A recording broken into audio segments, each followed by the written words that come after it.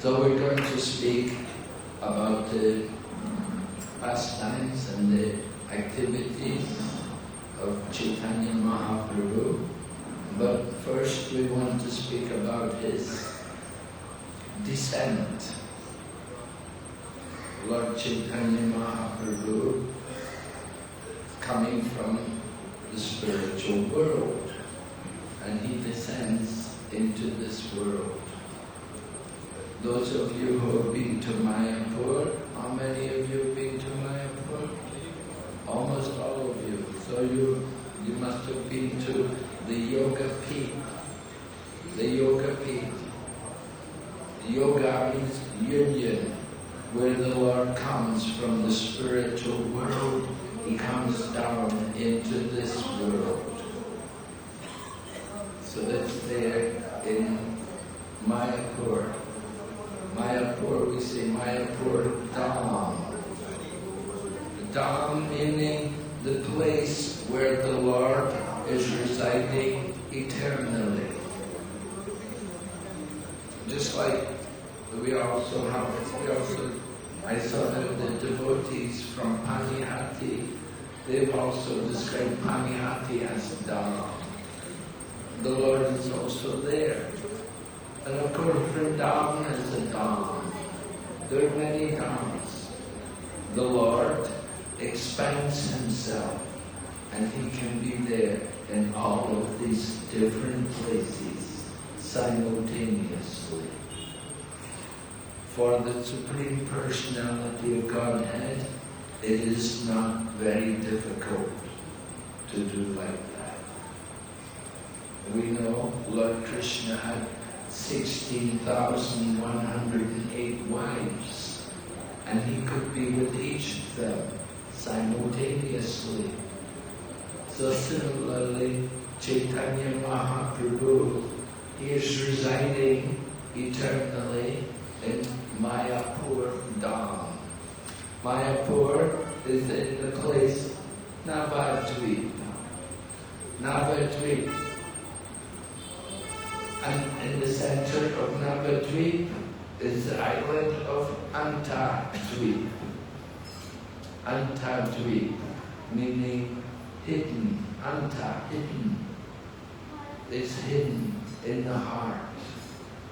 What is hidden in the heart? In the heart is the desire of Lord Krishna. The desire of Lord Krishna was to understand more the nature of Radharani's love for him and the wonderful qualities in Lord Krishna that attract Radharani and the pleasure which she feels when she sees Lord Krishna attracted to her. This was the heart of Lord Krishna. Actually, Mayapur is very special, very unique. Everywhere is part of the creation of Lord Krishna. From the Bhagavad Gita, Lord Krishna says, Aham sarvasya prabhavo mata sarvam pravartate. Lord Krishna says, I am the source of the material and spiritual world. But there's one place which does not come from Krishna. Everywhere else comes from Krishna. But Mayapur is different. Mayapur is not Krishna's creation. Mayapur is the creation of Srimati Radharani. She created that place simply for the pleasure of Lord Krishna. And so it is called Mayapur. Maya meaning it's hidden from the common people. The common people, the non-devotees, they are not able to understand the unique nature of Mayapur Dham. How it's a very, very special place. And it's to that abode, Mayapur, where Sri Chaitanya Mahaprabhu descended. On this day, this particular day, 539 years ago,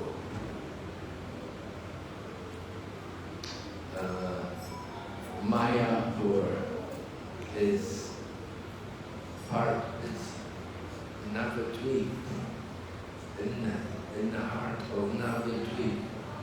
And Navadvip is made up of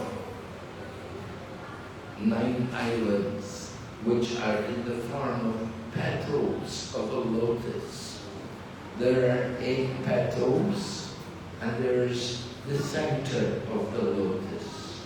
The center island, Antadvip, is like the whirl of the lotus in the center.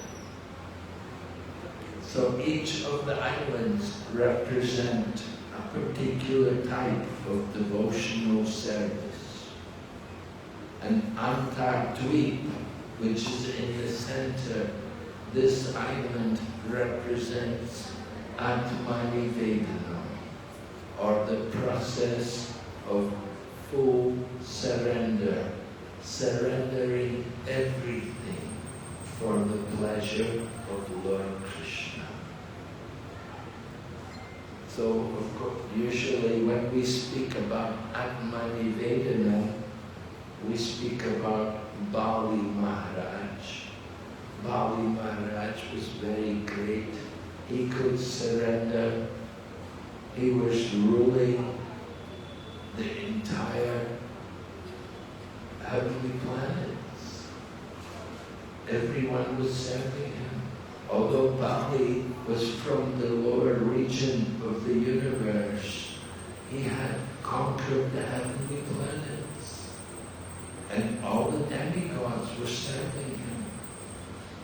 But then Lord Pramanadev came, and Lord Pramanadev came and took 3 steps of land. And with 2 steps, he took away everything. You know, if we lose our wallet, or if we lose our mobile phone, we will feel very disturbed. Bali Maharaj lost everything, even the heavenly planets. He was made a prisoner and he was sent down into the lower regions, back to the region where the demons live, in the lower region of the universe. But Bali chose to surrender everything. He even surrendered his own head. When Lord Vamanadev challenged that you promised me 3 steps of land, with 2 steps I've taken everything. But Bali Maharaj said, well, you can take the 3rd step on my head. So this was complete surrender.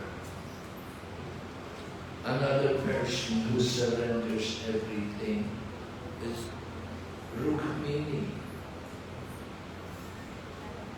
Women can also be great devotees. And Rukmini, she's ready to give up her life, birth after birth, for the service of Lord Krishna. So, when we, and in Mayapur, we perform parikrama, we go around the 9 islands. And we hear about the particular leelas which take place in each of the islands. And Antardvip is the last island of the parikrama. It's a place of full surrender. Devotional service begins with hearing and chanting. But processes like surrendering everything are very difficult. Even becoming a friend of Krishna is very difficult. We have some kind of friends here in the material world, but to make friendship with Krishna, with Lord Krishna, is very special. In order to practice that kind of devotion, you have to come to a higher level of devotion. You cannot just simply be advancing. You know, we're doing sadhana bhakti. We're advancing. But to do sakyam and atmanivedanam, you have to be relishing devotional service. You have to be on the level of raganuga devotion, spontaneous devotion, relishing the activities of devotion. Just like today, we're relishing something. We're relishing fasting, right? Waiting for the moonrise to break our fast.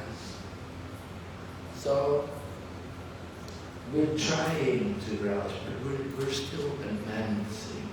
We're not actually mature in our practice of these things.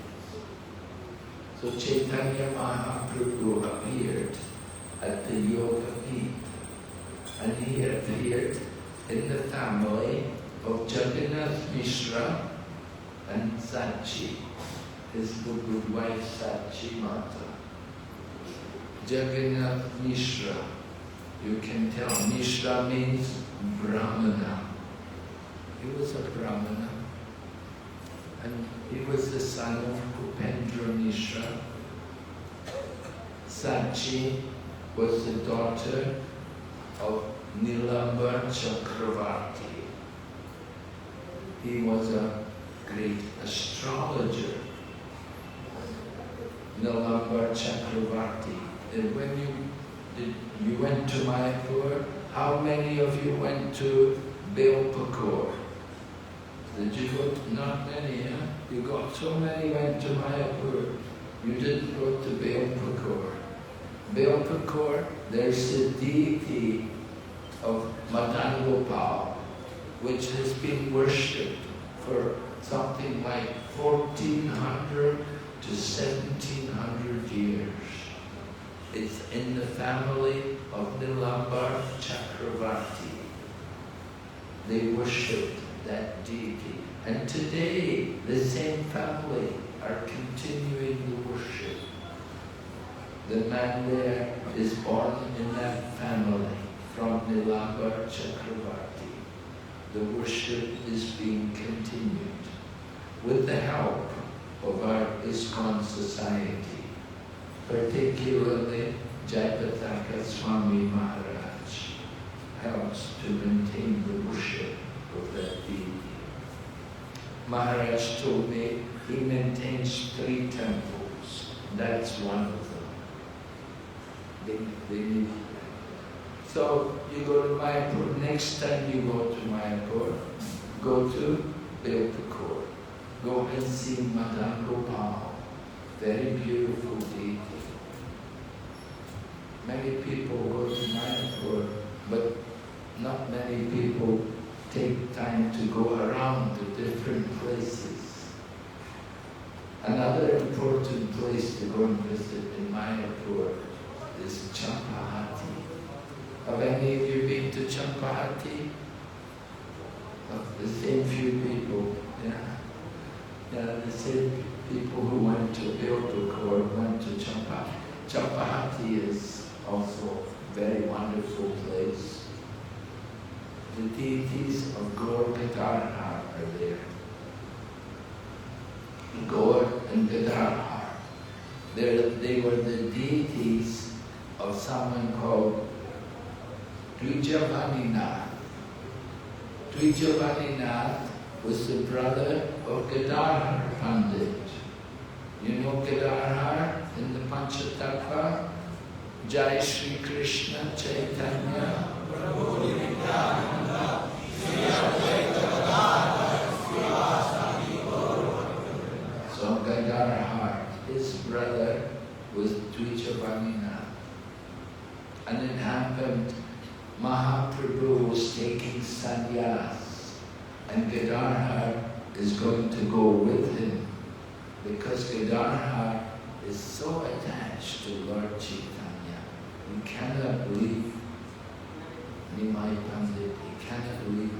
And Mother Sachi also requesting Gadadhar, please, you always stay with my son. Never leave him, because you're so caring, you take so much trouble, you take so much care for him. Please always stay with him. So when Lord Chaitanya was going to take sannyas, Gadadhar said, I will come with you. And he went also to Katwa, and then from Katwa, then they came first to Shantipur, and then went to Jagannath Puri. And Gadadhar went to Jagannath Puri, and he stayed there in Jagannath Puri.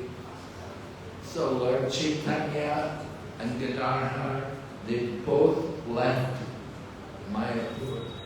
So Dvijavaninath lost both of them. He said, I cannot bear the separation. They've gone. His brother and Nimai Pandit has also, they've left him. So he told he was to make deities. You can have deities of Gaur Gadadhar, and you can worship the deity. So these deities are still there. 500 years old deity, Gaur and Gadadhar. Champahati is also the place of Jayadeva Goswami. Jayadeva Goswami, one of the great poets. He is famous for writing Gita Govinda. So he used to live in Champahati.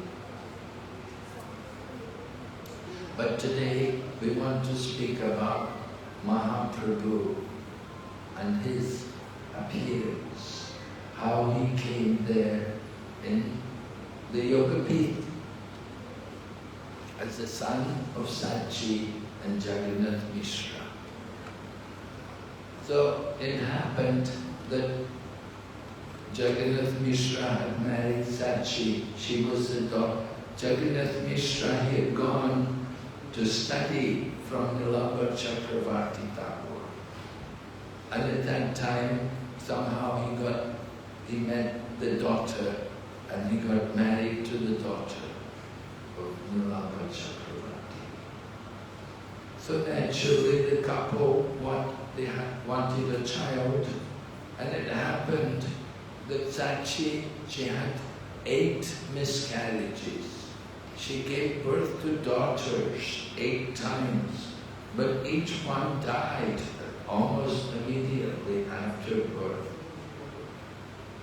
And then they had a son. The eldest son was called Vishwarup, and he is considered an expansion of Lord Balaram. Usually before the Lord comes, so many other people also come.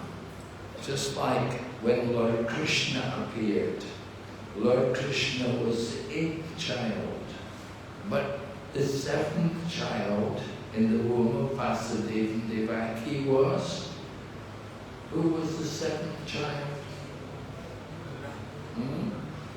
Balaram, yes, Balaram. Balaram comes to make sure everything is ready, make everything nice, right? Make sure everything is in order for Lord Krishna to come. Lord Balaram came first, and then Lord Balaram transferred to the womb of Rohini. So similarly with Mahaprabhu, Lord Chaitanya Mahaprabhu, before his appearance, many great personalities came there.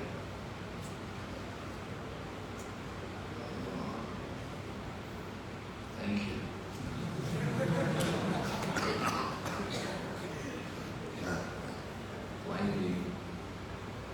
Before Lord Chaitanya's birth, Lord Nityananda had appeared, but not in Mayapur.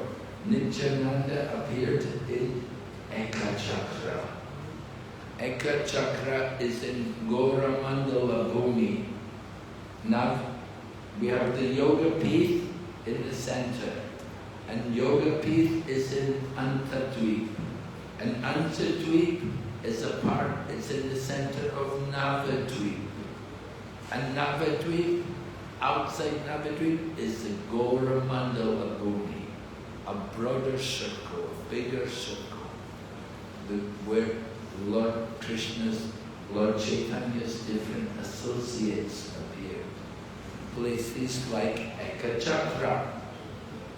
Ekachakra is in the region called Radhadesh. It means the place where the Ganga does not flow. But it's also a holy place because Lord Balaram appears there as Lord Nityananda. So it's Ekachakra Dham. Now people may say, how can it be a holy place? The Ganga is not flowing. A holy place, there should be the Ganga. Wherever the Ganga flows, that's a holy place. But there's another reason for it to be a holy place. Wherever the Pandavas stayed, that is also a holy place. So 5,000 years ago, the Pandavas had come there to Ekachakra. and they had stayed there. So, 500 years ago, Lord Nityananda appeared there in Ekachakra Dham. Other places in the Gauravandala Bhumi, Shantipur. We had the festival in Shantipur 2 days ago. They distribute prasadam for many thousands of people. So Shantipur was the home of Advaita Acharya. Advaita Acharya was about 60 years old when Chaitanya Mahaprabhu appeared. You see in the Panchatattva, he's got the white beard, right? He's the old man. He was about 60 years of age. He was here, and he was here when Lord Chaitanya departed from the world. He was still here. He remained in the world for quite a lot, for more than 100 years. About 120 years. So Advaita Acharya, his residence was in Shantipur. And another place was Katwa. Katwa was in the other side of the Ganges from Mayapur. Katwa was where Chaitanya Mahaprabhu went to take sannyas. He went there to take sannyas from Keshava Bharati. Keshava Bharati had his ashram in Katwa. So all of these people, they appeared before Lord Chaitanya. People like Gangadas Pandit. Gangadas Pandit was Mahaprabhu's teacher. He taught him the grammar. So naturally, all of these people were in the world before Mahaprabhu came. And Mahaprabhu came, as we said, he had an older brother, Vishwarup. But Mother Sachi had lost 8 daughters. So when she conceived another child, it was in the month of Magh. It was in the month of Magh in the year 1485. She carried the child in her womb, entered in her womb, and the Shastra described how she conceived the child. The child, the Supreme Lord, Mahaprabhu, appeared first of all within the heart of Jagannath Mishra. Then from the heart of Jagannath Mishra, he was transferred into the heart of Mother Sachi. And from the heart, he came to the womb of Mother Sachi. So the birth of Mahaprabhu was not like any ordinary birth of a child. It was a very divine appearance. There was no material activities involved. It was the divine appearance of the Lord. So the Lord came into the womb of Mother Sachi in the month of Magh, 1485. But Mahaprabhu appears in the month of Falgun, 1486. Mother Sachi had to carry the child in her womb for about 14 months. Now usually a woman, when she conceives the child will come out after 9 months pregnancy. But Mahaprabhu was in the womb 14 months. So they were naturally worried why the child is taking so long. Of course we know Sukadeva Goswami, he was in the womb a long time. How long did Sukadeva Goswami stay in the womb? Huh? I think 12 years or something. Sukadeva Goswami did not want to come out. And it was Lord Vyasadeva, Sukadeva is the son of Vyasadeva. Vyasadeva brought Krishna there. And Lord Krishna came and told him, you can come out. I promise you, you won't be troubled by Maya. So with the reassurance of Lord Krishna, Sukadeva appeared in the world. So Chaitanya Mahaprabhu was in the womb of Mother Sachi for 14 months. And they were worried why the child is not taking birth. But when Nilambar Chakravarti came there, he explained to them, he said, if you look at the stars and you see the positions of the different planets, there's a very auspicious period coming. There's a very, very auspicious time coming. And this child, it must be a very great personality. He is waiting for that moment to take his birth. And it happened that just when all the stars and planets were in very auspicious positions, but still at that time there was an eclipse. There was a lunar eclipse. And when there's the eclipse, then everyone has to go to Ganga. We should go to Ganga today. You know, usually, a holy day like today, go to Ganga. So 539 years ago, there was an eclipse, a lunar eclipse. So everybody was in the Ganga, and they were chanting the holy name.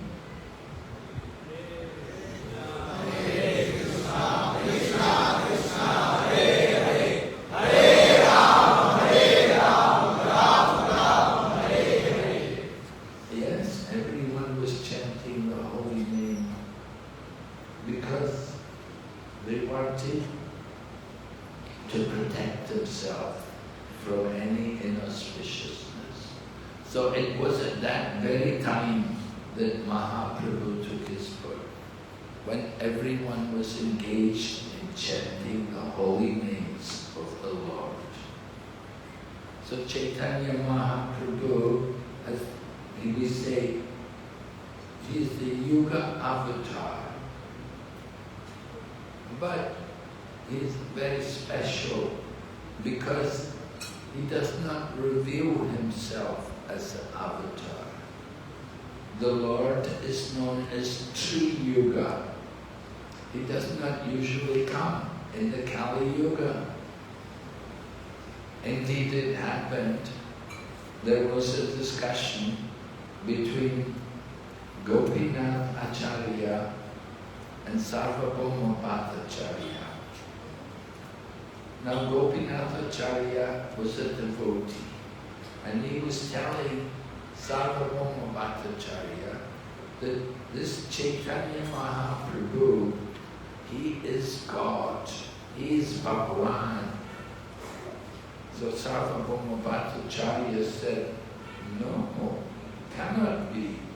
The Lord is Tri Yuga. He does not come in the Kali Yuga. But Gopinath Acharya said, no, you're wrong. The Lord comes in every yuga. Sambhavami yuge yuge. Right? The Lord comes in every yuga. And so Mahaprabhu is coming as Kali Yuga avatar. But he is covered. He is not revealing himself as the Supreme Lord. Because he knows in the Kali Yuga there will be many so-called incarnations. Just like if you went to Kumbh Mela, you probably saw many incarnations of God there. There's many claiming, come and meet our Guru, he is the Kali Yuga avatar, he's come to deliver everyone. So, the incarnations of God have to be recognized by Shastra and by the symptoms, by their actual qualities and characteristics. So when Chaitanya Mahaprabhu was born, he took birth at a very, very auspicious time, when all the planets were in perfect situation and where everyone was chanting the holy name, indicating something of the child's activities in the future, that this child has come to establish the Yuga Dharma. Kali Yuga Dharma, Harinam Sankirtan. So Mahaprabhu has come. This is one reason for his purpose in coming, to establish the Sankirtan. But there were other reasons also, very confidential reasons. So Chaitanya Mahaprabhu took his birth at that auspicious time. And even as a baby, as a child, he would constantly cry until people would chant the holy name. Just to get the ladies to chant the holy name, he would cry. And once he started to chant the holy name, then he'd smile and be happy. So all the ladies thought this child is very, very amusing. The only way we can stop him from crying is by chanting the names of the Lord. So Chaitanya Mahaprabhu, he is described in the scriptures. It is mentioned in the 11th canto of the Srimad Bhagavatam. There's a conversation between Maharaj Nimi and the 9 Yogendras. The 9 Yogendras, they were sons of Rishabdev. Rishabdev was an incarnation of God. He had 100 sons. His eldest son was Bharat Maharaj. And there were also 9 sons who were Mahabhagavat devotees. And they were just traveling and preaching the message of Bhagavatam. So these 9 Yogendras met with Maharaj Nimi. And Maharaj Nimi wanted to know about the Lord's incarnations in each age. So Karapajana Muni, who was one of the 9 Yogendras, he spoke and he described the Lord's incarnation. In the Satya Yuga, the Lord comes in a white color and he teaches the process of meditation. Then in the Treta Yuga, the Lord comes in a reddish color and he shows how to do yajna, how to perform sacrifice, Agnihotri, like that. Then in Dwapara Yuga, the Lord comes, a blackish color, and he is worshipped in the temples, temple worship. And then in the Kali Yuga, the Lord comes in a yellow color, a golden color. And he will be engaged in the Sankirtan.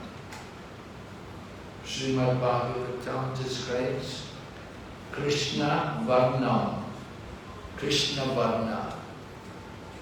Varna, his activities will be all Krishna. Krishna. It will be all Krishna. His only business, no varna, what's your varna? Brahmana, Kshatriya, Vaishya, Sudra, but Krishna varna. His business is Krishna. He's always chanting the name of Krishna, and he's describing the qualities and the pastime of Lord Krishna. This is how Karavajana Muni described the Lord's incarnation in the Kali Yuga. That his only activities are chanting the holy name and speaking about Krishna. Krishna Varnam Tevesh Akrishna. Then it's mentioned that his color, that actually he is Krishna, but his color is not blackish. How could it be that he is Krishna? We think of Krishna, he's blackish. But Srimad Bhagavatam describes in the Kali Yuga, the Lord comes and he is not blackish. He's Akrishna. He's a golden color. How is it possible? Because he has assumed the mood of the devotee, his topmost devotee, Srimati Radharani. So in that mood of Radha Bhav, the complexion of the Lord changes from black to golden yellow color. Right? These things are described in Srimad Bhagavatam. Just like Garga Acharya, when he did the name-giving ceremony for Lord Krishna, he described Gargacharya, he could tell about the child. He said, this child, he has taken birth in different yugas, in different colors. Previously he's been white and red, now he's coming this blackish color, and he also comes in the yellow, golden color. So Chaitanya Mahaprabhu had that golden complexion. And he does not come alone, but he comes along with his associates. Usually when the Lord comes, he has his weapons. Just like Lord Ramachandra, he had his bow and astras. He has to kill the Rakshasas.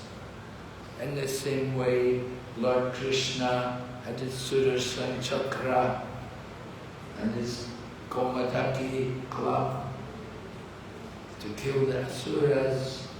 So what about Mahaprabhu? How is Mahaprabhu dealing with people? It's described, Krishna Varnam Devish Akrishnam Sangapam Parshadam. He's coming with all of his associates. His weapons are his associates. Advaita, Nityananda, Gadadhar. These are his associates. And how does he conquer the demons?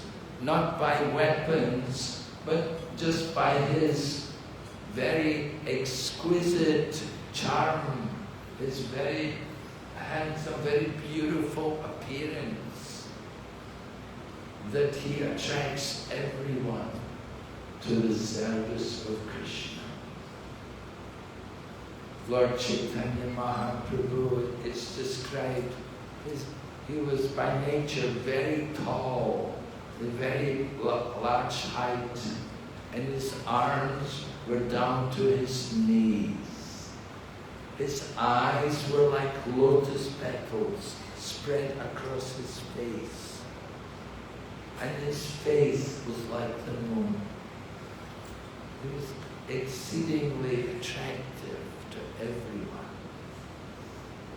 And just by these attractive features, Chaitanya Mahaprabhu could conquer everyone and bring them to Krishna consciousness.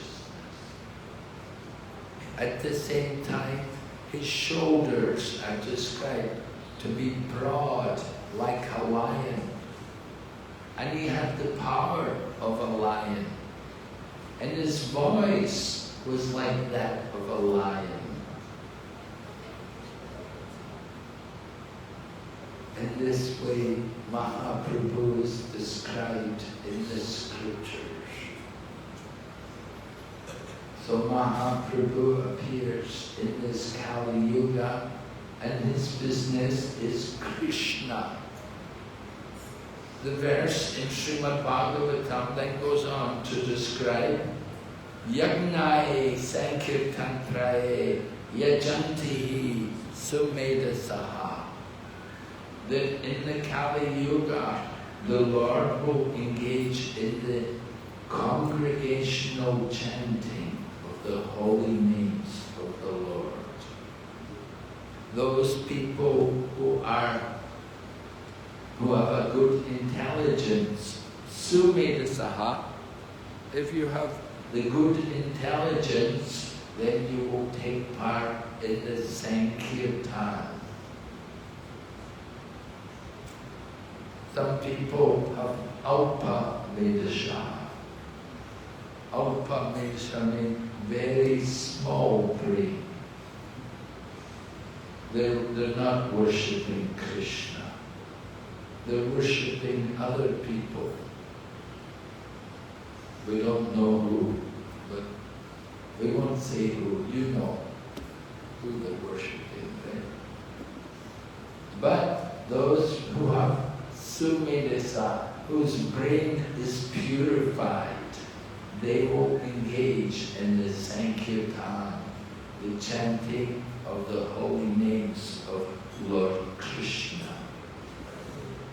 Sankirtan is meant to glorify the Supreme Lord. You are not meant to do Sankirtan for any other personalities.